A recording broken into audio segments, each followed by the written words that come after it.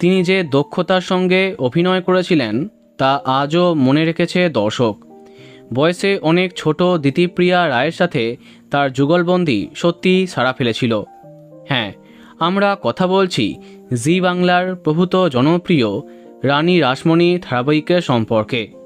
এখানে রাজচন্দ্র চরিত্রে টেলি অভিনেতা গাজী আব্দুন নূর সত্যিই অবাক করেছিলেন।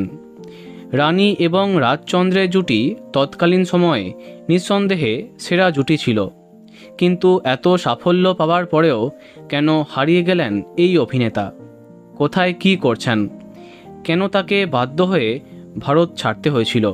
হ্যাঁ, অভিনেতা গাজী আব্দুন নূর একজন বাংলাদেশি অভিনেতা।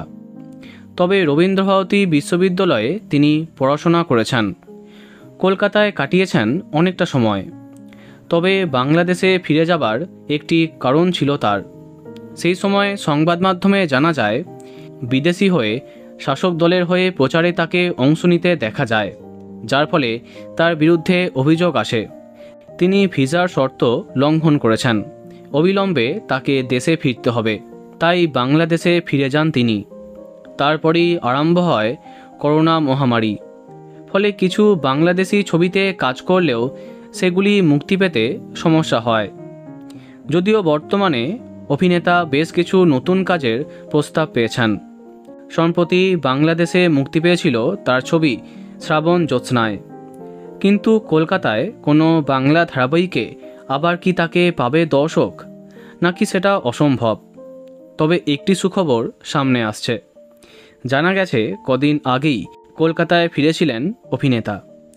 বিশ্ব বসু বিশ্বাসের সঙ্গে তাকে ছবি তুলতে দেখা যায়। সেই ছবিটি আপনারা দেখতেই পাচ্ছেন। হয়তো কোনো ছবির কাজে ব্যস্ত অভিনেতা। নিঃসন্দেহে গাজী আব্দুন নূরের কামব্যাকের অপেক্ষাতে দিন গুনছে তার অসংখ্য ভক্ত।